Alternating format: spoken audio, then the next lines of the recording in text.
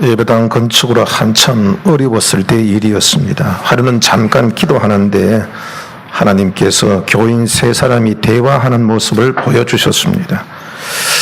그들의 대화 내용은 교회 건축을 회방하고 있지도 않는 일을 가지고 나를 험담하고 나를 모함하는 것이었어요. 너무 황당했습니다. 그 세 사람은 내가 신뢰했던 사람들입니다. 그 중에서도 한 사람은 어려움을 겪고 있어서 다른 사람이 모르게 물질의 도움도 많이 주었고 또 식사할 일이 있으면 혹시 굶을까 싶어서 일부러 부르기도 하면서 아꼈던 사람이었습니다. 근데 그 사람까지 나를 비웃고 모함하는 것을 보고 이건 내가 너무 신경을 썼더니 내가 헛것을 보았구나. 절대로 이런 일은 없을 것이다 라고 그렇게 고개를 저었습니다. 그런데 그 사람들이 제가 본 시간에 함께 있었던 것도 그들의 대화 내용도 실제 이미 확인이 되었습니다. 너무 신기하기도 했지만은 나는 예배당 건축에 문제가 생기는 것보다 그렇게 믿었던 사람들에게 대한 배신감이 더 고통스러웠습니다. 그래서 한동안 사람을 믿을 수가 없었습니다. 돕고 베푸는 것이 싫어졌습니다. 사람을 만나는 것조차도 싫었습니다. 저는 이것을 극복하는데 한 몇 년 걸렸던 것 같아요. 아마 이런 배신의 고통을 이기지 못한 사람들이 홀로 깊은 산에서 사는 산사람이 되거나 또는 사람을 믿지 못해서 수십 마리의 개나 고양이를 기르면서 그들에게 위로를 받고 살지 않나 그 생각을 합니다. 참으로 사람의 마음을 아프게 하는 것 중에 가장 큰 고통이 배신이 아니겠습니까? 한두 번 배신을 당하여도 견디기 어려운 법인데 수많은 배신을 당한 성경의 위인이 있습니다. 그러나 그 고통스러운 배신임에도 불구하고 훌륭한 성군이 된 바로 3000년 전의 인물인 다윗입니다. 오늘 본문 시편 62편은 다윗이 큰 고난을 당하던 중 하나님께 드린 기도문입니다. 그중 3절에 보면은 자신의 처지를 넘어지는 담 흔들리는 울타리 같은 연약함에 비유하고 있습니다. 손만 대면 툭 하고 허물어질 것 같은 울타리처럼 지금 자신의 처지가 그렇게 위태롭게 되었다는 것입니다. 왜 그런 처지가 되었을까요? 주위의 모든 사람들에게 버림을 당하고 배신을 당하기 때문입니다. 먼저 다윗은 사울에게 버림을 받은 바가 있습니다. 사울은 다윗의 장인이 아닙니까? 든든한 장인은 사에게 얼마나 버팀목이 됩니까? 그런데 다윗은 장인인 사울에게 버림을 받습니다. 다윗은 장인의 사랑을 받고 신임을 받기 위하여 목숨을 걸고 최선을 다했습니다. 그러나 그럴수록 장인 사울의 시기의 대상이 되었고 마침내 다윗의 목숨까지 빼앗으려 했습니다. 다윗은 믿었던 장인에게 버림받아 10년 이상이나 비참한 생활을 해야 했습니다. 그리고 뿐만 아니라 다윗은 주변 나라에서도 버림을 받습니다. 사울이 전국에 수변행을 내리자 다윗은 갈 곳이 없었어요. 그래서 이웃 나라인 가드의 망명 허락을 받습니다. 그래서 망명 허락을 받고 들어갔는데 그 나라 신하들이 다윗은 전쟁의 영웅이 아닙니까? 저를 그냥 내버려 뒀다가는 큰일 날 수도 있습니다. 그러니까 지도새도 모르게 저를 제거해야 됩니다. 그런 낌새를 이 다윗이 알고 다윗은 침을 질질 흘리며 횡설수설하며 미친 척 하다가 겨우 그 위기를 모면하고 그 자리에서 빠져나올 수가 있었습니다. 다윗은 이웃 나라의 임금이 약속하였음에도 불구하고 버림을 받은 적이 있었습니다. 그뿐만 아닙니다. 그토록 충성스럽게 따랐던 부하들도 그를 버린 적이 있습니다. 블레셋의 망명을 했던 다윗은 가드 왕에게 신임을 얻게 됩니다. 그래서 변병의 자리를 잡게 되었지만은 블레셋 연합군이 이스라엘을 공격할 때에 함께 참여하기를 강요받자 어쩔 수 없이 전쟁터까지 가게 됩니다. 참 얼마나 고민이 많았겠어요. 자기의 동족 이스라엘 쳐야 된다는 그 고통. 그런데 하나님께서 도우셔서 이 블레셋 연합군들 중에서 지도자들이 저 다윗을 믿을 수가 없다. 그러니까 다윗과 함께 참전한 것을 반대한다고 극구 반대를 했어요. 그래서 하나님께서 도우셔서 자기 동족을 치는 일을 면하고 돌아올 수가 있었습니다. 그런데 돌아보자 보니까 쑥대밭이 돼 있어요. 자기의 본거지가. 아말렉 사람들이 쳐들어와서 가족들은 다 포도로 잡아가고 성터는 모두 불살랐던 것입니다. 그때 부하들이 다윗을 원망하면서 돌로 쳐 죽이려고 그랬어요. 저들도 갈 곳이 없어서 다윗을 찾아왔던 사람인데 다윗이 품어줬거든요. 그런데 뻔히 그건 어쩔 수 없잖아요. 가드왕의 강요에 의해서 안 갈 수 없고, 그래 하나님이 도와줘서 돌아왔는데, 그걸 뻔히 알면서도 자기의 가족이 잡혀가고 자기의 재산이 불탔다는 그것 때문에 분노를 참을 수 없어서 다윗에게 분풀을 하고 다윗을 돌로 쳐서 죽이려 했던 것입니다. 뿐만 아닙니다. 다윗은 자기의 가족들에게도 배신을 당합니다. 겉으로 믿었던 장남 암논은 이복 동생 다말을 범하는 망측한 일을 행합니다. 그리고 나서도 헌신작처럼 버립니다. 그러자 친오빠인 압살롬이 이 누이 동생을 욕보인 이복형 암몬을 죽이고 도망칩니다. 그래도 압살롬은 다윗의 아들이 아닙니까? 그래서 아들을 용서합니다. 압살롬이 돌아오게 됩니다. 그런데 여러분들, 이 압살롬이 아버지 다윗을 제거하고 왕이 되려고 반역을 꾀하지 않습니까? 그때 이 압살롬뿐만 아니라 가장 충직한 신하이며 친구이기도 했던 아히도멜이 그 편에 가담합니다. 깜짝같이 속이고 모반한 겁니다. 그렇게 충성스럽게 보였던 자기의 친구, 자기의 신하, 자기의 군대가 다 다윗을 반역하게 됩니다. 다윗은 그때 처한 심정을 4절과 9절에서 이렇게 표현하고 있어요. 4절에 보면 그들이 그를 그의 높은 자리에서 떨어뜨리기만 꾀하고 거짓을 즐겨하니 입으로는 축복이요 속으로는 저주로다 그랬어요. 그러니까 앞에서는 아부하고 막 이렇게 높이고 하다가 뒤에서는 딴소리하고 저주하고 험담을 한다 이 말입니다. 조금만 잘 나고 높아지면 떨어뜨리려고 그냥 갖가지 수를 쓴다 이 말입니다. 9절에 보면은 슬프도다 사람은 입김이며 인생도 속임수이니 저울에 달면 그들은 입김보다 가벼우리라 그랬습니다. 사람들은 자기의 이해 덕실에 따라서 언제나 수시로 변화됩니다. 그들의 입에서 나오는 말이 입김보다 더 가볍다고 했습니다. 어제 이 말했다가 오늘은 그 말이 달라진다는 얘기죠. 그렇게 철석같이 맹세한 것도 손바닥 뒤집듯이 그렇게 뒤집어 버립니다. 다윗이 경험한 세상, 인간의 세계가 이렇다는 것이었습니다. 여러분, 이렇게 계속 배신을 계속 받으면 어떻게 될까요? 사람이 살 수가 없겠죠. 낙심하고, 여러분 어떻게 그런 불신의 세계에 살아남을 수가 있겠어요? 엉망진창이 될 것입니다. 그런데 다윗은 그렇지 않았습니다. 왜냐하면은 다윗은 사람에게 소망을 둘 수 없었지만은 여러분들 소망을 둘 수 있는 곳이 있었어요. 그 소망은 바로 하나님이었습니다. 하나님은 그에게 반석과 같은 분이셨습니다. 6절에 보면 오직 그만이 나의 반석이시요 나의 구원이시요 나의 요새이시요 내가 흔들리지 아니하리로다. 아멘. 반석은 히브리어로 주로입니다. 주로. 근데 이거는 뭐 한 대여섯 명이 앉아가지고 그냥 막 식사할 정도의 그런 바위가 아니에요.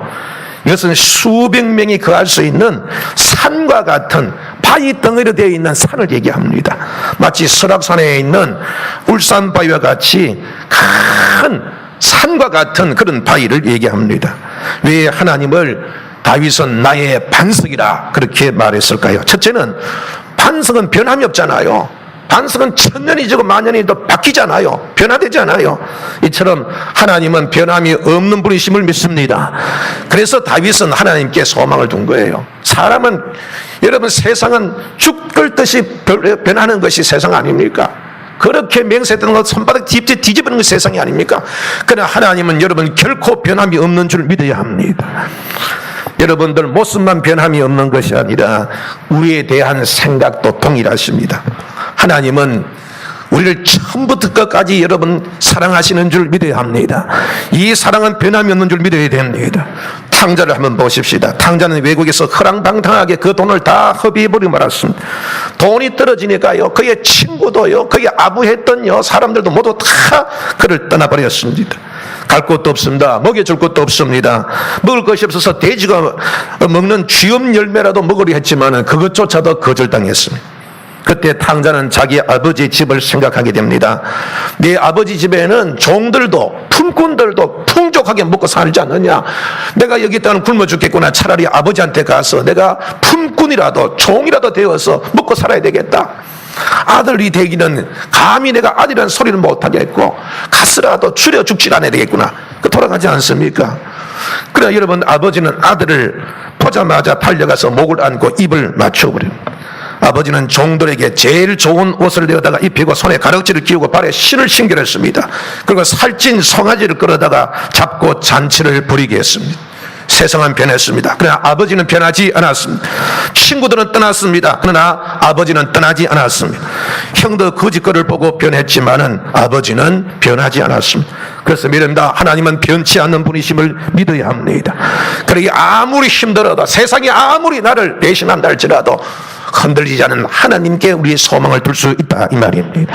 마태복음 5장 18절에 진실로 너희에게 이르노니 천지가 없어지기 전에는 율법의 1.1획도 결코 없어지지 아니하고 다 이루리라. 천지가 없어질지라도 하나님 말씀은 1.1획 변하지 않았습니다. 여러분, 하나님 우리를 사랑하신다 했습니다. 하나님 말씀이 1.1획 변하지 않으니 하나님의 사랑도 1.1획도 변하지 않을 줄 믿어야 합니다. 세상은 변하고 사람은 변하고 상황은 변해도 하나님의 사랑과 하나님의 은혜는 결코 변하지 않습니다. 반석처럼 변하지 않습니다. 옛날 그 모습 그대로 계십니다. 그러므로 여러분들, 그 어떤 사람도 소망을 하나님께 둘 수 있는 것입니다. 둘째, 반석은 피난처가 되듯이 하나님은 우리의 피난처가 되시기 때문입니다. 본문 7절에 내 힘의 반석과 피난처도 하나님께 있도다 라고 말하고 있습니다. 이스라엘을 성지순례 하다 보면은 한 곳이, 성지순례 한 코스 중에 하나가 마사다의 마사다. 마사다는 이 그냥 반석인 반석, 큰 산이에요, 산. 근데 반석으로 되어 있습니다. 돌입니다. 서기 73년 유대인들이 로마와 최후의 항거하기 위해서 이 바위, 이 반석에 모여듭니다. 약 900명의 유대인들이 그곳에서 항거하는데 그 900명을 잡으려고 로마 10군단이 애워쌉니다. 그러니까 이 그냥 싸워서는 안 되니까 그만큼 안전한 곳이에요. 요새 깎아지듯이 높은 산이 있는데 그 위에 올라가고 그 위에 많은 물과 그리고 식량을 비척해 놓으면 뭐 어떤 군사들이 와도 이길 수가 없어요. 그러니까 뭐 기어 올라가면은 당하고 그러니까 10군단이 애워싸도 도무지 이길 길이 없습니다. 그래서 그 옆에 똑같이 흙으로 쌓아 올라가요. 똑같이 쌓아서 같이 대항하려고. 근데 그 옆에서도 뭐 화살을 쏘고 하니까 당할 지간이 없습니다. 그러니까 로마 사람들이 어떤 꾀를 껐냐 하면은 유대인, 포로잡 유대인을 노역자를 세워요. 그리고 유대인이 유대인을 죽일 수 없지 않습니까? 그래서 결국 이 900명은 한 사람을 남겨두고 자기 정인 한 명 남겨두고 모두 다 스스로 자결해 버립니다. 여기가 바로 마사다입니다. 여러분, 이렇게 반석은 요새와 같아요. 그냥 싸움으로는 도저히 이길 수 없는, 그곳에 들어가면 모두가 피할 수 있는 것이 바로 반석입니다. 여러분들, 하나님은 반석과 같은 우리의 요새이심을 믿으시기 바랍니다. 하나님께 피하면요, 여러분 반드시 주님께서 지켜주신다, 이 말입니다. 그래서 우리는 어디를 힘들고 어려워도 우리가 갈 곳이 없고 피할 곳이 없더라도 주님께만 가면은 주님이 우리를 붙잡아 주시고 우리를 도와주시고 우리를 피하고 우리를 감당할 수 있도록 은혜 주심을 믿어야 합니다. 하나님은 반석과 같은 우리의 요새이시기에 우리는 주께 소망을 둘 수가 있습니다. 세 번째는 하나님은 우리의 구원이십니다. 이스라엘이 애굽에서 종살이 할 때 그들을 도울 자는 아무도 없었어요. 매일 힘겨운 사역을 해야 했고 주는 대로 먹어야 됐습니다. 심지어 자식을 낳아도 자기 마음대로 기를 수가 없어요. 죽이려 하면 사내아이는 죽여야 했습니다. 그런데 하나님께서 보내신 모세가 와서 10가지 재앙을 애굽에 내리는데 이스라엘 자손에 있는 고센 땅에는 재앙이 하나도 없었습니다. 하나님께서 지켜주신 것입니다. 특히 마지막 10번째 재앙은 죽음의 천사가 모든 장자와 가축의 첫 태생을 죽이는 재앙이었습니다. 그때 하나님은 양의 피를 문설주에 바르게 하셨습니다. 그날 저녁 죽음의 천사가 피가 없는 곳에 죽음을 남기고 지나갔습니다. 곳곳에 곡하는 소리가 들렸지만은 어린 양의 피를 문선줄에 발랐던 집은 아무 일도 없었습니다. 그 피가 그들을 살렸던 것입니다. 어린 양이 죽음을 대신한 것이었습니다. 그 피가 그들의 죄를 덮고 그들의 생명을 구원한 것입니다. 이날이 바로 6월절입니다. 한자어로 넘을유 지나갈 월, 죽음의 천사가 넘어 지나가서 구원받은 날을 기념하는 날이 바로 6월절입니다. 후일을 세례 요한은 예수님께서 지나가시자 예수님을 향하여 보라, 세상 죄를 지은 하나님의 어린 양이로다, 그렇게 얘기했습니다. 유월절은 예수께서 우리의 죄를 대속하신 모형이요 십자가에서 우리의 죄를 대속하신 예표이십니다. 구약 성경에 보면 또한 도피성이라는 제도가 있습니다. 옛날에는 국가가 일일이 개인을 보호할 수가 없었습니다. 그래서 살인을 당하면은 가족이나 가장 가까운 친척이 보복할 수 있도록 허용하였습니다. 그 어느 곳에 숨더라도 고의적으로 살인한 살인자는 그 피해자의 가족이 찾아가면 내어주어야 했습니다. 그런데 실수로 살인을 할 경우에 예를 들어 도끼로 나무를 찍는데 그것을 못 본 채 뛰어들다가 죽는 경우, 이런 경우에 그 사람은 피해자의 가족이 오기 전에 도피성으로 도망을 가면은 그 도피성에서는 이 사람이 고의로 살인했는지 아니면 실수인지를 가려내고 그가 실수했다면은 그 도피성에서 그를 보호해 줍니다. 그러나 그 도피성에서 나오면은 보호받지 못했습니다. 그러다가 대제사장이 죽으면은 그런 도피성에서 나와서도 보호받을 수가 있었습니다. 그가 고의성이 없었지만은 살인죄가 있었기 때문에 가택연금과 같이 도피성이 한정되어 있었지만은 대제사장이 죽음으로 인하여서 그 죄값도 함께 지불되었기 때문에 그때는 나와도 보호를 받을 수 있었던 것입니다. 이 제도를 보면 어떤 것의 모형이나 그림자와 같습니까? 어떤 것의 예표가 됩니까? 바로 예수 그리스도의 대속의 모형이요 그림자요 예표입니다. 누구든지 자신의 죄를 인정하고 도피성으로 피하는 자는 모두가 다 보호를 받고 또한 그곳에서 사는 것이 허용이 되는 것처럼 자신의 죄를 시인하고 예수께 피하는 자는 모두 보호를 받습니다. 구원을 받습니다. 이스라엘을 구원하신 그 하나님이 바로 사람이 되어 우리 가운데 오신 분이 예수십니다. 예수님은 하나님이십니다. 하나님은 변함이 없으시니 예수님도 여전히 변치 아니하시는 우리의 반석이십니다. 예수님 우리의 피난처십니다. 우리의 구원이십니다. 예수님이 공생애를 시작하셨을 때에 예수님께 모인 사람들은 사람답게 살 가능성이 없는 사람들이 대부분이었습니다. 나면서 장애를 가진 사람들, 태어나면서 종과 같이 신분이 천한 사람들, 씻지 못한 죄를 지어서 사람들에게 낙인이 찍힌 사람들, 나병처럼 고칠 수 없고 부정하게 된 채 점점 악화만 되어가는 병자들, 왜 이런 소망 없는 사람들이 예수님 주변에 잔뜩 모여들었을까요? 다른 사람들이 받아주지 않았기 때문입니다.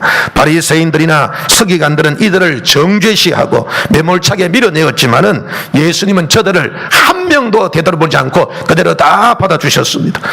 여러분들 천한 자도 막아주셨습니다. 죄인도 거절하지 않으셨습니다. 병든 자는 고쳐주셨습니다. 그리고 무엇보다도 죄사함 받아 하나님의 나라 백성이 될 수 있다는 소망을 심어주었습니다. 그래서 세상에서 소망 없이 버림받았던 사람들이 예수님께 오면은 소망을 갖게 되어지고 예수님께 오면은 살 길이 열렸기 때문에 그래서 예수님께 오게 된 것입니다. 그리고 마침내 이 세상에 태어난 모든 사람들이 도무지 소망을 가질 수 없는 영생과 복락을 주시기 위해 십자가에서 대신 죽기까지 하신 것입니다. 여러분, 예수님은 변함이 없으십니다. 이전이나 지금이나 달라진 것이 없으십니다. 예수님은 지금도 반석이십니다. 예수님은 지금도 우리의 피난처가 되십니다. 예수님은 어느 누구도 거절하지 않습니다. 기꺼이 품어주십니다. 여러분, 병들어도 품어주시고 가난해도 품어주십니다. 씻지 못할 죄인까지도 주님은 품어주시는 줄 믿으시기 바랍니다. 사람이 여러분 괴로워하며 죽어가는 것은요 소망이 없기 때문에요. 여기서 버림받고 저기서 버림받고 나는 이제 갈 곳이 없구나. 그럴 때 여러분들 소망이 없어지면 그 사람은 여러분들 의욕도 없어지고요. 그 사람은 점점 죽어가는 삶을 살게 되는 것입니다. 그러나 소망이 있는 사람은 살아납니다. 소망 있는 사람은 죽지 않습니다. 다윗이 그렇게 배신을 당하면서도 다시 살아날 수 있었던 것은 변치 아니하는 반석과 같은 하나님을 바라보았기 때문입니다. 다윗은 8절에서 이렇게 외칩니다. 백성들아 시시로 그를 의지하고 그의 앞에 마음을 토하라. 하나님은 우리의 피난처시로다. 여러분, 여기 있는 백성들아, 이 말은요 이스라엘 전체를 얘기하는 것이 아니라 소수의 무리입니다. 누구냐 하면은 다윗과 함께 따라 나왔던 사람이에요. 다윗과 의리를 지키기 위해서 따라 나왔지만은 지금 형편이요 엉망진창입니다. 다 배신을 하고요, 이제는 다윗의 처치가 어떻게 될지 아무도 몰라요. 굉장히 위험하지 않습니까? 이 사람들이 다윗은 따라왔지만은 속으로는 이제 죽었구나, 이제 큰일 났구나, 의리 지키다가 죽자, 아마 그 생각뿐이었을 거예요. 바로 그런 사람들에게, 그렇게 절망 속에 있는 사람들에게, 고통 속에 있는 자기 백성에게 다윗이 이렇게 외친 것입니다. 우리에게 피난처이신 하나님이 계시지 않느냐? 그러므로 걱정하는 대신 하나님을 의지하고 하나님 앞에 마음을 토하자, 마음을 쏟아놓자, 이렇게 격려한 것입니다. 여러분들, 힘이 들 때 누가 어깨를 빌려주면 얼마나 위로가 됩니까? 어려울 때 내가 의지할 수 있는 사람이 있다는 것은 얼마나 다행한 일입니까? 여러분, 우리에게 절대로 배신하지 아니하시고 언제나 변함없이 우리를 맞아주시는 주님이 계시니 얼마나 다행입니까? 우리 사람들에게 예수님이 오셨다는 것은 정말 다행스러운 일이 아닐 수가 없습니다. 그리고 우리의 고통과 아픔을 들어줄 수 있는 분이 계시다는 것은 더더욱 감사한 일입니다. 마음을 토하란 말은 샤파커입니다. 이 말은 쏟아놓더라, 쏟아 부어놓아라, 그 뜻입니다. 그러니까 속에 담아두지 마라. 슬픔과 아픔과 고통, 마음에 사기고 괴로워하고 고통하지 말아라. 그것을 하나님 앞에 다 토해놓아라. 네 마음에 있는 것을 다 쏟아놓아라, 그 뜻입니다. 이 말은 뭐냐면, 내가 너의 소원과 너의 원한 것, 너의 고통을 내가 다 들어주겠다. 너의 원수를 내가 갚아주겠다. 바로 그 뜻입니다. 내가 너의 편이 되어주겠다. 전도 강서 받을 때 강사께서 전도할 때 제일 중요한 것이 공감을 얻는 것이라고 했습니다. 전도할 때에도 나 불교 믿어요, 그렇게 얘기하면은 이렇게 얘기합니다. 아, 불교 믿으시는군요. 그러면 여러분들, 그 사람이 마음속에서 그를 인정해 주기 때문에 그 사람이 다치지 않고 그 사람이 마음이 열린다는 거예요. 여러분, 힘들고 아픈 일이 있으면은 마음을 닫지 말고 하나님께 쏟아놓는 여러분이 되시기 바랍니다. 다 쏟아놓으시기 바랍니다. 그런 마음이 열립니다. 아, 정말 내가 쏟아놓으면 열릴까? 제가 그랬잖아요. 여러분, 우리가 예수 믿는 것은요, 하나님이 우리의 영을 살려놓았기 때문에 예수 믿는 겁니다. 그리고 여러분, 어린 아이들은요, 걔는요 아무리 영리해도 사람이 말을 못합니다. 그러나 어린애들은요, 갓난애기도 응아리 하다가 나중에 말을 합니다. 왜냐하면 그 기능 속에, DNA 속에서 사람이 들어있어서 그래요. 그처럼 하나님이 우리를 살려놨기 때문에 처음에는 여러분들이 뭘 몰라도 기도하다 보면 하늘의 문이 열립니다. 은혜의 문이 열립니다. 하나님의 음성을 들을 수가 있습니다. 그래서 여러분들이 걱정하지 마세요. 어떡하냐? 토하기만 하면 여러분 깨닫게 됩니다. 아, 하나님께서 내 마음을 시원하게 해주시고 하나님이 내 마음을 좀 들어주고 계시구나. 우리의 마음이 열려지게 되어 있습니다. 여러분, 다 쏟아놓는 여러분이 되시기 바랍니다. 혹시 죄를 지어서 하나님 앞에 갈 때 하나님께서 나 같은 죄인을 맞아주실까? 여러분, 망설이고 여러분 뒤로 물쓰지 마세요. 그래도 하나님 앞에 가야 됩니다. 살 길은 예수밖에 없습니다. 도망가지 않아도 돼요. 왜냐하면 사탄은요, 죄를 지으면 우리를 계속 죄책감을 줍니다. 네가 그래도 예수 믿는 사람이냐? 그래도 하나님께 기도를 들어줄 것 같았냐? 어림도 없다. 자꾸 도망가게 해요. 참소하는 게 사탄입니다. 그러나 여러분, 우리 예수님은 탕자를 맞으신 아버지와 같이 어떤 죄를 지어도 주님 앞에 가면은 얼마나 마음 고생했냐? 그래, 너도 죄 지으면서 마음이 편치 않았지? 그래, 이제부터 새 힘을 얻자. 내가 너를 도우리라. 할렐루야. 죄를 짓더라도 여러분, 하나님 앞에서 죄를 짓고 죄를 짓더라도 하나님 앞에 나아가는 여러분이 되시길 바랍니다. 여러분 마음을 쏟아놓는 여러분이 되시기 바랍니다. 그래야 마음문이 열려지고 하나님께서 여러분의 원과 한을 갚아주신다, 이 말입니다. 여러분들, 우리의 어머니는요, 내가 연약해도 우리의 어머니입니다. 우리가 죽을 죄를 지어도, 내가 죽을 죄를 지어도 나의 어머니는 변하지 않습니다. 어머니는 항상 자식의 편입니다. 하나님 우리의 아버지십니다. 이 세상에서 고아가 제일 불쌍하잖아요. 과부가 제일 불쌍하잖아요. 의지할 것이 없잖아요. 이 세상은 여러분 배신이 난무합니다. 약한 자는 살아나갈 수 없습니다. 그런데 의지할 것 없는 사람이 제일 불쌍하지 않습니까? 그러나 우리에게 변함없이 우리가 기댈 수 있는 우리 아버지가 계십니다. 우리를 위해 하나님 우편에서 우리를 변호해 주시며, 여러분 우리가 갈 천국을 예비하시는 주님이 계시고, 지금도 우리와 늘 함께 하시기 위해서 우리 안에 계시는 성령이 우리 안에 계십니다. 여러분, 우리에게 하나님이 계시다는 것은 정말로 다행한 일인 줄 믿으시기 바랍니다. 참 다행입니다. 참 다행입니다. 하나님이 계시는 것은 참 다행스러운 일이 아닐 수가 없습니다. 참 다행입니다라는 복음성가가 있습니다. 오은이라는 분이 작곡을 했는데 그 노래를 듣고 내가 참 위로를 받았어요. 너무 가슴에 와닿는 가사입니다. 그 소개해드린다면 참 다행입니다. 주님이 계셔서. 나의 아픈 마음을 아는 사람은 없지만 주님이 계셔서. 참 다행입니다. 주님이 계셔서. 나의 외로움을 아는 사람은 없지만 주님이 계셔서. 참 다행입니다. 주님이 나의 하나님이라서. 그친 세상 속에 손을 잡아준 주님이 계셔서 참 다행입니다. 주님이 나의 아버지라서 눈물 닦아주신 주님이 계셔서 참 다행입니다. 참 다행입니다. 주님이 날 위로하시니 세상 어떤 것도 그 누구도 주와 바꿀 수 없네. 할렐루야. 저도요, 힘들고 어려울 때에 주님 생각하면 얼마나, 내가 예수 믿는 것이 얼마나 다행이냐, 예수님이 계신 것이 얼마나 다행이냐. 내가 힘들고 어려울 때에 어느 누구도 내 속에 있는 것을 토하지 못하는데 주님이 내 마음 아시니 주님이 계신 것이 얼마나 다행이며, 내가 예수 믿는 것이 얼마나 다행이냐. 주님이 계신 것이 다행입니다. 사랑하는 성도 여러분들, 우리가 사는 이 세상은 배신으로 가득 차 있습니다. 내가 그토록 믿었던 건강도 나를 배신합니다. 내가 그토록 믿었던 물질도 주님 내 곁을 떠날 때가 많습니다. 친구들도 심지어 가족들도 우리를 떠나거나 또는 배신을 합니다. 여러분들, 우리가 마음 둘 곳이 없어요. 사는 것이 두렵기도 하고 또한 이렇게 살아서 뭐하느냐 허무하기도 합니다. 어떻게 살까 걱정되기도 합니다. 그러나 참 다행스럽게도 우리에게는 주님이 계십니다. 우리 주님은 반석과 같은 분이십니다. 변함이 없으신 분입니다. 예전에 우리가 은혜 받을 때 그 하나님 지금도 여전히 우리에게 은혜를 베풀고 계십니다. 여러분, 주님께 피하면 맞아주십니다. 피할 곳은 주님밖에 없습니다. 주님 우리의 피난처십니다. 우리를 구원하시는 분이십니다. 그 어떤 것도 받아주시는 분이십니다. 힘들고 어려우십니까? 주님께 나와 실컷 쏟아놓는 여러분이 되시길 바랍니다. 그리고 위로를 받으시기 바랍니다. 그리고 우리의 편이 되시는 주님께 소망을 두고 구원의 주님께 힘껏 구하시기 바랍니다. 그래서 여러분의 죄의 짐이 벗겨지기를 바랍니다. 마음의 근심이 사라지고 평안이 오고 병든 몸이 치유되어지고 빈곤한 삶이 부해지고 가정이 구원받고 화목하며 일터에 생기가 돌고 하늘마다 형통한 복을 받아서 주님이 계시니 참 다행이며 주님 계시니 참 감사합니다.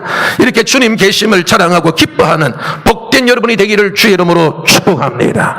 기도합시다.